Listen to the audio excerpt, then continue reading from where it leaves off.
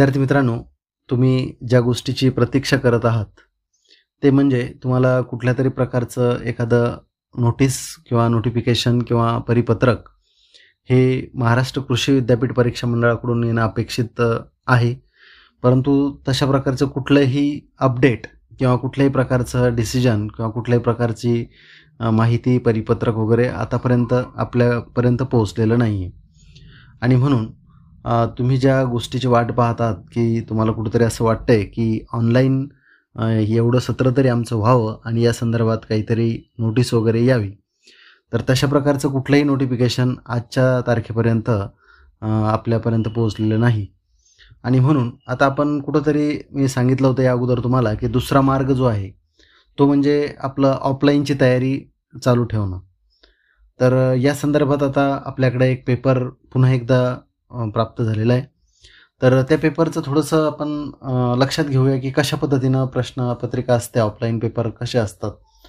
तर सेमिस्टर 3 करता हा बायोकेमिस्ट्रीचा कोर्स नंबर 231 असा एक पेपर आहे. क्रेडिट याचं 3+2+1 अशा प्रकारचं क्रेडिट आहे. आणि ही प्रश्नपत्रिका 2018-19 या वर्षी घेण्यात आलेली आहे. तर याचं पेपरचं जे टायटल होतं ते होतं fundamentals of plant biochemistry and biotechnology. आणि 9 ते 12 असं त्यांचं त्या वेळ दिलेला होता आणि टोटल मार्क 80 होते. याच्यामध्ये काही सूचना त्यांनी अगोदर दिल्या होत्या की solve any 8 question from section A, all question from section B are compulsory आणि all question carry equal marks, draw neat label diagram wherever necessary. तर आता ह्या जनरल सूचना लक्षात घ्यायच्या की सेक्शन ए जो आहे त्याच्यापैकी 10 पैकी 8 सोडवायचे असतात आपल्याला. क्वेश्चन बी हा कंपल्सरी असतो. तर बघूया आपण काय प्रश्न विचारले गेले आहेत त्याच्यामध्ये. तर सेक्शन ए बघू आपण. Define biomolecule and enlist the biomolecule of life and state the characteristics. आणि याच्यातच बी विचारला त्यांनी, give scope and importance of biochemistry in agriculture. तर ॲग्रिकल्चरमध्ये बायोकेमिस्ट्रीचा स्कोप काय आहे आणि इम्पॉर्टन्स काय, तर हे आपल्याला एक्सप्लेन करायचं आहे. दुसरा प्रश्न पुन्हा त्याच्यामध्ये ए आणि बी आहे. एमध्ये define the term carbohydrate, how are carbohydrate classified on the basis of behaviour upon hydrolysis. तर सोपा प्रश्न आहे ते एकदम. 12वीला 11वीला देखील अशा प्रकारचे प्रश्न विचारले गेलेले आहेत की कार्बोहायड्रेट काय आहे आणि कार्बोहायड्रेटचं जे काही हायड्रोलायसिस केल्यानंतर आपण त्याचं जे बिहेवियर आहे आणि त्याचं क्लासिफिकेशन, तर ते कशा पद्धतीने आपल्याला करता येईल की how carbohydrate classified on the basis of behaviour upon hydrolysis. त्यानंतर बी क्वेश्चन आहे define fatty acid, write down the function of fatty acid. Question 3 A आहे, what are lipids chemically, how are they classified. आणि B आहे define glycoside, give the classification of ग्लायकोसाइड्स.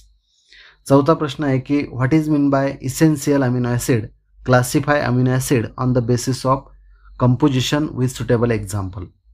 आणि B question आहे describe beta oxidation of fatty acid with generation of ATP molecule. पाचवा question विचारला त्यांनी A, what are proteins, classify protein on the basis of composition with suitable example. B question विचारला define nucleic acid, state the function of nucleic acid. आता जवळपास हे syllabus जर आपण लक्षात घेतलं तर अशाच प्रकारचा बेस किंवा बेसिक जे सिलेबस होतं ते 11th आणि 12thला देखील सध्या आहे. पर्टिक्युलरली 11वीच्या अभ्यासक्रमामध्ये अशा प्रकारचं प्रोटीन किंवा कार्बोहायड्रेट किंवा न्यूक्लिक ॲसिड या संदर्भातला स्टडी आलेला आहे. त्यानंतर त्याच्या पुढचा टप्पा म्हणजे एन्झाईम. 6वा प्रश्न दिला त्यांनी A, classify enzyme as per IUB system of classification, explain the factor which affect enzyme activities. तर एन्झाईम ॲक्टिव्हिटीवर परिणाम करणारे घटक सांगा. तर हाही प्रश्न अतिशय सोपा आहे की एन्झाईम काय असतं, त्याचं क्लासिफिकेशन कसं करायचं IUB नुसार. त्यानंतर differentiate between reducing sugar and non reducing sugar. 7वा प्रश्न आहे की enlist the various method of gene transfer. आणि बी आहे explain the detail Agrobacterium mediated transformation with suitable diagram. आता हे देखील बायोटेक्नॉलॉजीचा प्रश्न आहे की ॲग्रोबॅक्टेरियम मेडिएटेड ट्रान्सफॉर्मेशन वगैरे कसं होतं आणि वेगवेगळ्या जीन ट्रान्सफरच्या मेथड सांगा. तर हाही अतिशय सोपा प्रश्न आहे की जे 11-12ला देखील अशा प्रकारचे प्रश्न विचारले गेलेले आहेत. त्यानंतर डिफाईन सोमोक्लोनल व्हेरिएशन, हाही अतिशय साधा आणि सोपा प्रश्न आहे. त्यानंतर give the application and causes of somaclonal variation, तर त्याचे ॲप्लिकेशन आणि त्याचं कसं कॉज करता येईल आपल्याला ते घडून आणता येईल. त्यानंतर किंवा घडून येतं define molecular markers, write down molecular marker applications. त्यानंतर अतिशय सोपा प्रश्न आहे खालचा, define micropropagation, explain in detail the application of micropropagation. Tissue कल्चरचा प्रश्न आहे आणि हे देखील 12ला सध्याच्या सिलेबसमध्ये प्रश्न आहे हा. त्यानंतर सेक्शन बी आहे, answer the following in one sentence. Any 12 तुम्हाला सोडवायचे त्याच्यामध्ये. Who is father of modern biotechnology. त्यानंतर आहे define the term buffer solution. अतिशय सोपे प्रश्न विचारलेले आहेत की मॉडर्न बायोकेमिस्ट्रीचा फादर कोण आहे. त्यानंतर बफर सोल्युशनची डेफिनेशन द्या. Give any 2 example of non protein amino acid. State hydrolytic product of phospholipid. Name 2 storage polysaccharides. What do you mean by nucleosides. State 2 example of hydrolysis enzyme. त्याच्या पुढचा प्रश्न विचारला त्यांनी की name the pyrimidine bases in nucleic acid. Define the term rancidity. त्यानंतर प्रश्न विचारला त्यांनी व्हॉट इज ग्लायकोलायसिस. त्यानंतर विचारलं आहे list out the important factor affecting on enzyme activity. What is embryo culture. Define recombinant DNA molecule. What is full form of RAPD. What is synthetic seed. आणि शेवटचा प्रश्न आहे की डिफाईन सायब्रिड. तर सर्वच्या सर्व प्रश्न जर तुम्ही वाचलेले असाल तर फार कठीण नाही आहे, सोपे आहे आणि एका वाक्यात उत्तरं तुम्हाला त्याची लिहायची. सेक्शन सीमध्ये एनी 8 सोडवायचे तुम्हाला आणि 32 मार्क आहे. Give the characteristic of biomolecule.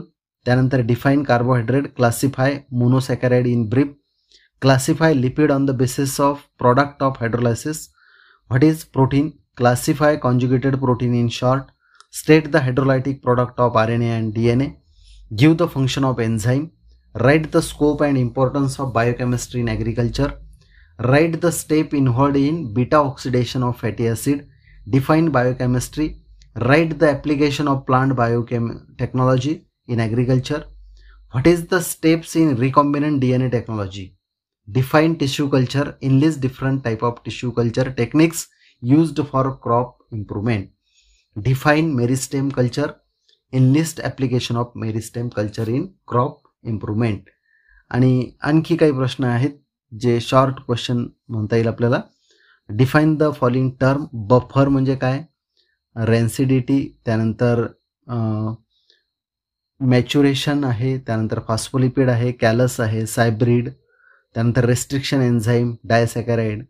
त्यानंतर give the contribution of the following scientist.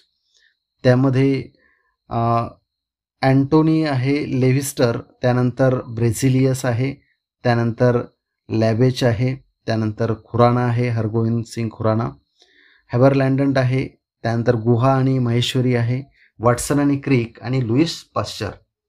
तर असे अतिशय सरळ साधे सोपे प्रश्न आहेत. फक्त यासाठी गरज आहे की आपलं रीडिंग चांगलं पाहिजे, वाचन चांगलं पाहिजे आणि आपल्याला रायटिंगची थोडीशी प्रॅक्टिस आपण जर केलेली असेल तर हे सगळ्या गोष्टी फार कठीण नाही आहेत. आपण तयारीनं असलं पाहिजे.